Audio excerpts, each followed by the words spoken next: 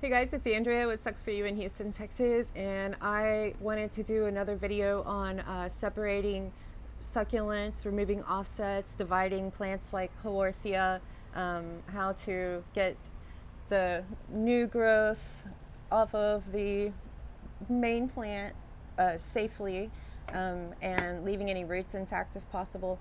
I'm also excited because I know a lot of you have been really curious about wanting an update on the Echeveria subsessilis that we talked in the repair video, and I will have an update on that, but this is a peek at the results as of today.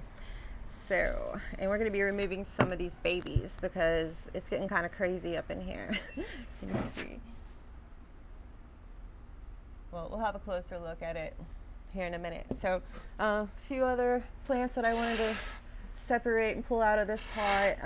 There's a baby, this is the fuzzy Echeveria pulvinata, and there's a baby down in there, and he's not going anywhere if I don't take this whole plant out and give it some more room. And in the meanwhile, I'm going to see if these offsets have roots. There's two big ones right there, so that's something I'll be showing you guys. Dividing some of this Haworthia because I think I'm going to need to repot the this Echeveria. I'm blanking on the name now. Okay, it's like Echeveria purpusorum. I always get them mixed up in my head. One's not a real plant. One is the name of this one. This Haworthia needs to be divided and probably put in a different pot, given more light. I'm going to keep this Haworthia in there. It's pretty happy. And yeah, this guy is really starting to stretch and lighten up. The growth is lighter, and that means he needs more light. So we will also have a look at the roots on the top portion of the Echeveria subsessilis. Yeah, like I said, you guys will have a closer look at this guy in a minute. All right, let's get started. Sounds like we have a lot of work to do.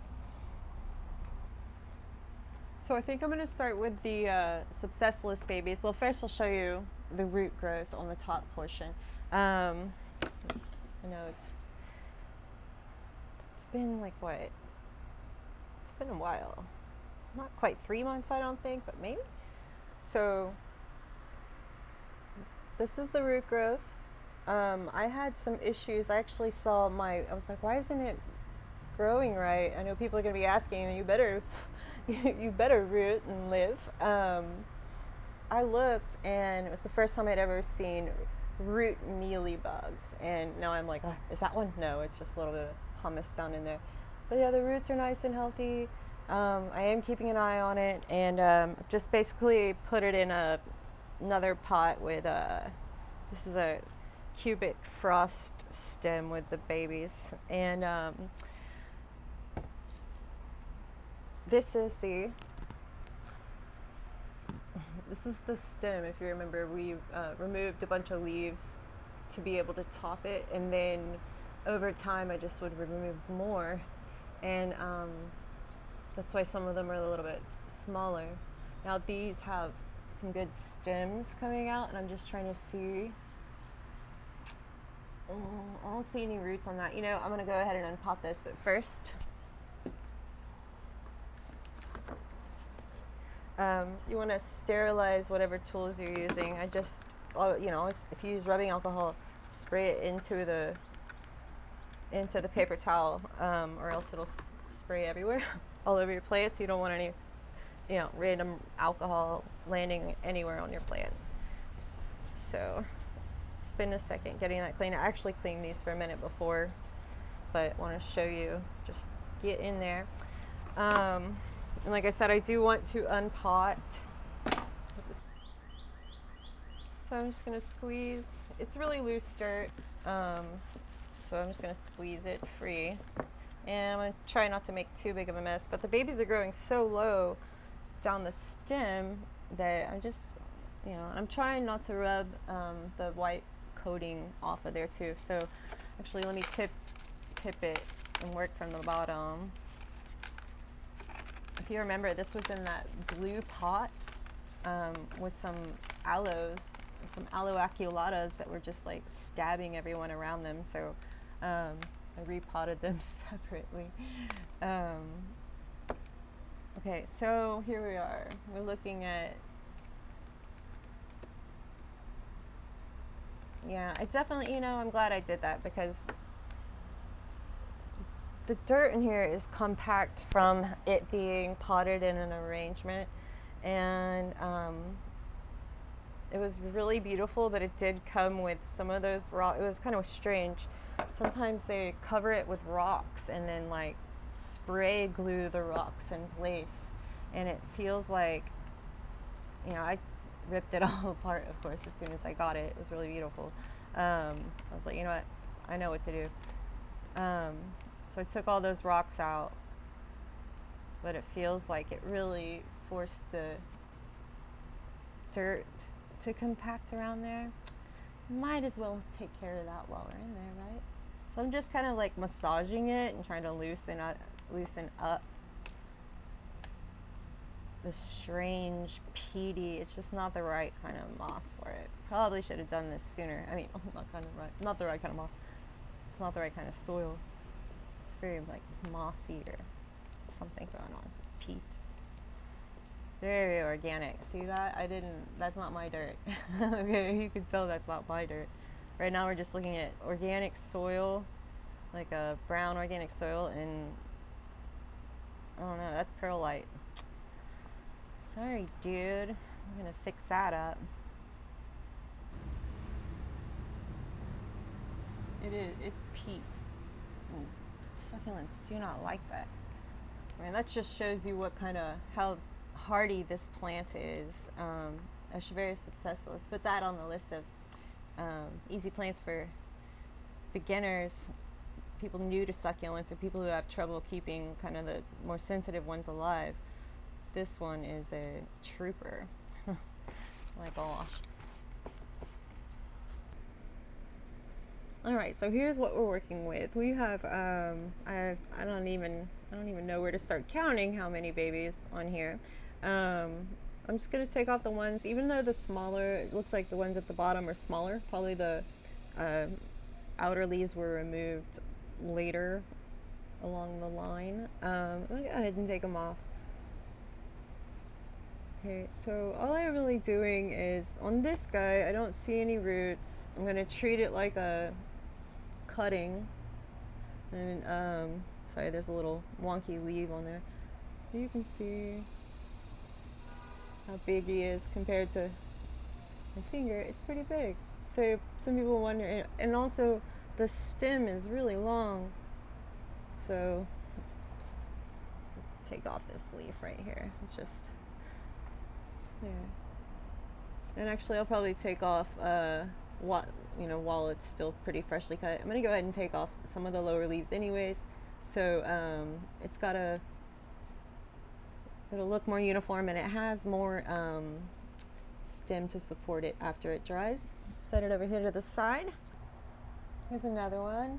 I'm just gonna go through and pull them all off, but basically all I'm doing is getting as close to the base of the stem as possible and just real gently prying it loose. Yeah. All right. So I'm going to speed this up and we'll see how many we get. Okay, I'm going to leave these because this one needs to hang out a little bit longer because I think it's going to be a really good one. I don't know, it just looks strong. Yeah, that's just pumice. These don't really have stems yet, and I mean this base stem is still so like thick and strong. I'm going to go ahead and leave that on there and see what happens, because it may look cool. I may be able to, give it enough light. There's like this nub. I might try and snip off the original top stem, but I'm gonna wait for it to, it's even still a little moist, so I'm gonna wait until it dries out. It'll be easy to remove then. And up under here you can see, so that's starting to etiolate, and that's another reason why I wanted to kind of free up some of the stem, reduce some of the energy being used by one plant on 1, 2, 3, 4, 5, 6, 7, 8, 9, 10 plants, and then it'll just make it easier for me to move it around when I need to, as the sun varies, as it will. So yeah, that's how you remove stem babies. Sometimes you'll see, like I said, sometimes they don't ever really get much of a stem, and you kind of have to just do your best to get as close to the stem underneath the lowest layer of leaves as you can. And again, you saw me, and I'll do it again. Oops, I didn't mean to do that. So you saw me removing these lower leaves anyways, and I might be able to propagate them. Because we need to be able to plant that. So you definitely want enough of the stem down in there. Try and take off the leaves without peeling it like me. So you want to, be sure to go ahead and take the leaves off at the time that you remove the plant, so they're all drying, all the open wounds are drying at the same time. Okay, and that's how you take babies off of the stems. Okay, what else we got? I'm gonna pot that back up in good dirt later, I promise. Okay. Okay, now we're gonna take these little stem babies. Well, they're pretty big actually compared to the main plant. We're gonna take them off of the Echeveria pulvinata. It has a little, you'll see it up close in a second, but then there's another dude back in here that I think I'm really gonna have to, I don't want to repot the whole plant, this whole thing. I like it. I like the way they all look together. They're all so soft in their own way against the white. So I think I'm going to just pull this guy out a little bit and turn him. No, I'm going to go ahead and take it out because I think it's just going to be easier. Just real slowly. Starting to tug up the roots.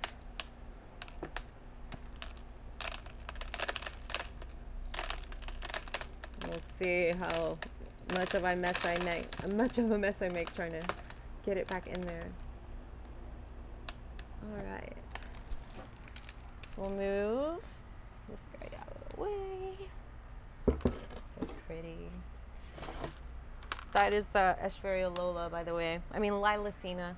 And this is a Echeveria setosa variety. I think it's a Demunata, maybe. I really wasn't ever certain about it, but it's bluish with fringes along the edge. It's so pretty. All right, so again, back to cleaning off the dirt. Now, I'm just happy because I finally managed to keep some of these fuzzies alive for a while now. I had trouble with these in the past, and I think it's really because the humidity and the heat and me just being really sure not to overwater them. I think for some reason the hairy dudes are more sensitive to certain things, so you just got to be extra careful with them, and always keep the lower leaves dry when you water. So I always put a thick layer. Now I've begun putting a thick layer of pumice between, I love this. Look how tall it is on its own. So that's comforting because there's a lot of space between the stem and, I don't think you guys can see this, but there was a little spider. She's on my hand. She was on that plant. Where are you? Okay, now let me. That's what we're saying. A more sensitive plant than most, and I don't think I've had any luck propagating leaves, but maybe I will with these. We'll see if I need to take any off or if any accidentally fall off. Hopefully they fall off without, breaking the end that meets the stem. So I'm gonna put that one over there for now. We'll try and keep everything together. And as I was showing you, let's go ahead and get in closer. So this little guy was facing inward in the pot, and I was a little worried that he wouldn't have room to, grow. So I'm going to, I think we'll start with, this stem over here is really long, and like I said, sometimes they'll start putting out little roots at the base that you can kind of keep on, but with this one I don't see that. So I just want to go ahead and make a nice clean break with my scissors. I didn't use them yet, so they're still sterile. And I don't want the stem to be too long. but I'm going to cut at an angle. And I think that's it. There's a little loosey leaf right there. It's still on pretty well. There's that one. Oh, he's so cute and fuzzy. Okay, sometimes you just can't resist. I just nuzzled it off screen. And then this right here, we will just, let's cut that off too. This little nub. And that means that this main plant now has an open wound on it, and it's going to need to dry before we put it in any wet dirt. This dirt is actually dry, but I think I'm going to leave it out on its own so it'll dry out quicker. And because it's, again, like I said, it's so humid. So yeah, I'm going to do that. So sometimes when you're removing offsets from the main plant, you're going to actually have to be careful about rot in the main plant, because it sometimes gets a boo-boo too. All right, so looks like this one's so long and pretty too. Look at that. Part of me is tempted to leave it long, but I'll go ahead and crop the stem down here too, because then I can have some leaves. These leaves are just don't feel as tough as, so sometimes I just like to kind of get my nail under the side a little bit, right, and just do my best to make sure I get as much of that as I can. The stem, you know, maybe even a little bit of the stem comes up with it, rather tap in.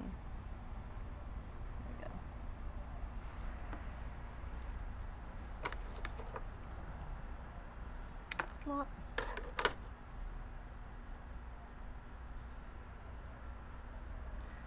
Okay. All right, what do you think? I think I'm going to take off this leaf right here, just to get out of the way of the little guy. Okay. That's right. So like I said, we're going to let him dry out in just a dry pot, empty pot, for 2 or 3 days, and then I will put it back in the original pot that it was in. Okay, so we're getting started with the Haworthia tessalata, and ponytail palm is like tickling me. I'm gonna put these rocks, they're good rocks, somewhere. We'll just put them there for now. And I want to very slowly start easing, just, it's not buried very deep, and like you can see how dry it is. That makes it a lot easier to remove. And then we will start cleaning it up so it's easier to see where everything is. There's a lot of babies on here. See how they're like light green, and even the insides are light green. Well, like I said, they're a bunch of different colors depending on how stressed they are, how cold it is, and right now they're not getting enough light and it's hot. Look. So I do want to try and preserve these, so I'm going to work really carefully to only take the big ones out. Let's see. Now this one is right in between these others, and I think it might be better just to bring this whole bunch out together. Let's see what happens. Yeah, the soil's really dry, so I'm not really worried about bacteria or any problem like that from the broken roots for the babies. Otherwise, I would probably wait. Okay, so there's some root breakage for sure, but it's okay. So I like this. I like leaving them in clusters. And I'm going to leave this in a cluster over in the boughs, and then when I pot it again, I'm gonna let these cut-ins dry for, you know, probably just a day on this one, because the roots did break a little bit, and then I'll, you know, go ahead and pot it up I might not water for a few days after that too, just to reduce the stress on the plant. Let's see what else we can take off over here. These are all small, and I am gonna leave these. I think I'm gonna remove this one because I can imagine what it'll look like without it there, with just the big one at the back. And I think it'll look really cool like that. So you can be on your own for now. Maybe I'll put them in with this other bunch over there when I pot it. Some just one little dry dead leaf down there. You can go ahead and check on the roots, make sure everybody's, maybe loosen it up a little bit. Pull off any that's just falling off because it's already dry and dead, which is normal. There's still a lot of good roots. And then go ahead and inspect for any bugs. There's probably a spider in there, but I don't mind spiders as long as they don't make really messy webs. Some spiders are messy, some are not. As usual, we're going to put this aside. I'll either pot it back up in dry dirt or leave it out until tomorrow by a fan probably, just to make sure everybody's drying up. We want this little baby, look at that little baby. This is a little baby Haworthia tessalata right there. Cuties. I found this Opuntia paddle on the ground in this lot after it froze last year. It looked really sad, but it also looked like there was still a chance. So actually I grabbed a couple and just tossed them on the side of my house. And a few months later, there's this beautiful new growth on it. I'm going to show you how to remove it.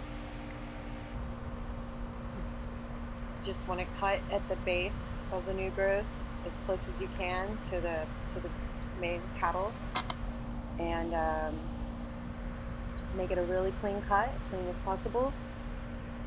It's really easy actually. You can twist them off, but I like cutting just to give it a cleaner break. And so this will dry for a long time before it gets any water. It's going to have roots on it before I give it any water. Just beautiful new green growth. So I'm glad I grabbed this guy and gave him a chance. And the other one I just tossed sideways on the ground in the maybe grave, and it is no longer a maybe. Got 2 new babies on there, and if you lay a Opuntia paddle on the side, it'll form roots on the side of the paddle. So you don't have to plant them. And sometimes they're just big and wonky. Just throw them on the side and they'll start shooting out babies. New segments you can take off. I think it's pretty amazing.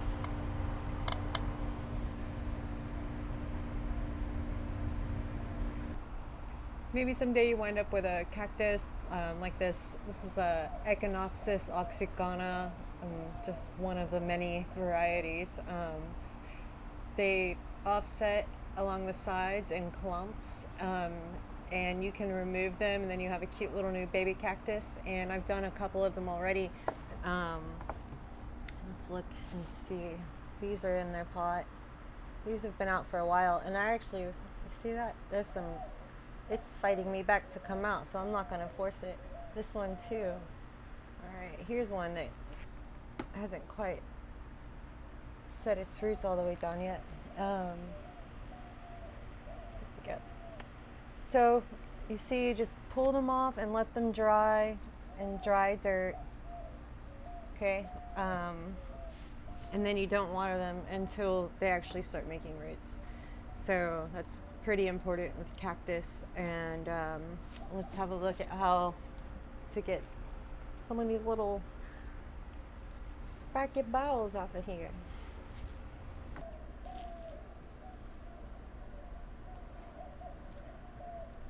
So I'm just feeling around to see if any of them come off freely, and I'm being careful because if you push straight on to a spine it does hurt, but they're just kind of bristly if you pull along the sides. So this is one that I actually took off fairly recently, and you can see it's already got some good little roots on it. Let me just put them to the side with the others, you know.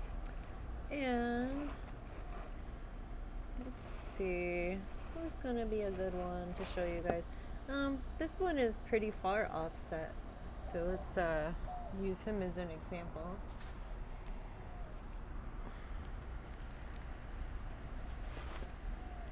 And sometimes they come off really easily, and other times they're stubborn about it. And sometimes, or that's usually a good thing, because that means that they've already got some roots, independent roots put down. So I'm actually going to just kind of dig under him a little bit and see what's happening. Okay. Yeah, I feel, look, he's gonna even maybe bring some dirt too. Yeah. We're just lifting it up from the bottom and then pulling it off.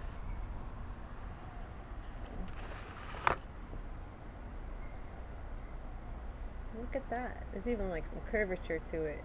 That's pretty cool. You can just leave them on, but I like having a bunch of little babies to give my friends and stuff.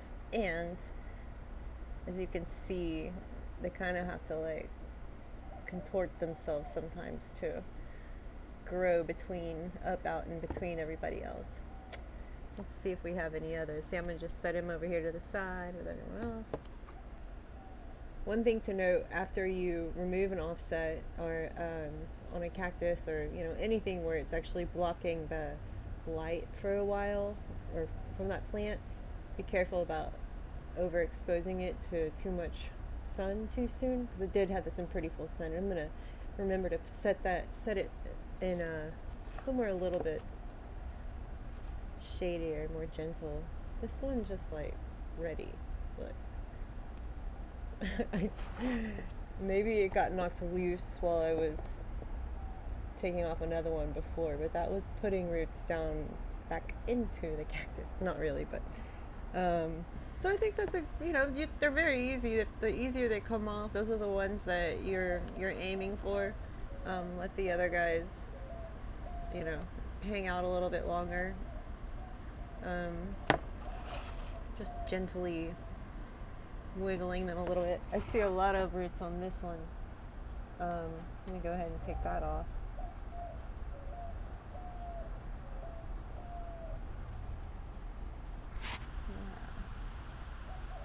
Cool. Now we have how many? 1, 2, 3, 4, 5, 6, 7. We can't forget about the paddle cutting. I'm going to let this cut in dry for a really long time, and I'm going to go ahead and set it in a little pot of just pumice and fill it up. See if I can do that, show you. So there's pumice in the bottom already, and then I'm going to use more pumice to prop it up. Hopefully that's enough. Should be good. Okay, and then I can still enjoy him like a potted plant, but I just don't have to bother watering him, and I'll check in about a month, or I don't know, maybe a couple weeks, but I definitely am going to keep it out of direct sun because it was on the south side of the house and it's pretty shady over there. So I knew it. There's a little tiny spider on here. I'm going to have to get a picture because it's really cute. So yeah, I told you it was going to be a lot of work, but it was a lot of fun. And now all we need to do is let these cut-ins dry up and let everything else, all the little roots that, break when you unpot something, they need a couple days to dry up, and we'll put them back in dry dirt just to be safe, and then we'll water them. And again, I like to put my cuttings in a pot, a dry pot, like a mock pot, so that they continue to grow in the direction that I want them to grow. Because if you lay them down on the side while their little ends are cutting, they're going to start sitting up and trying to find the sun. So I'm going to go ahead and do that probably tomorrow. Still want some airflow around the cut-ins. I guess that's it. I hope it was helpful. If you have any questions, leave them in the comments below. I really appreciate everyone who's subscribing and liking my videos and leaving your questions and helping other people when they ask questions. And if it's taken me a minute to get back to them, or you just already know the answer and want to help, please do. Everybody help each other. Don't make anyone feel silly for asking questions, because everyone was new to it at one time. I say that a lot, but just encourage people, lift people up, help them figure out what's going on with their plants, and just know that you're doing a good thing by doing that, and that makes you even cooler to me. So thanks, guys.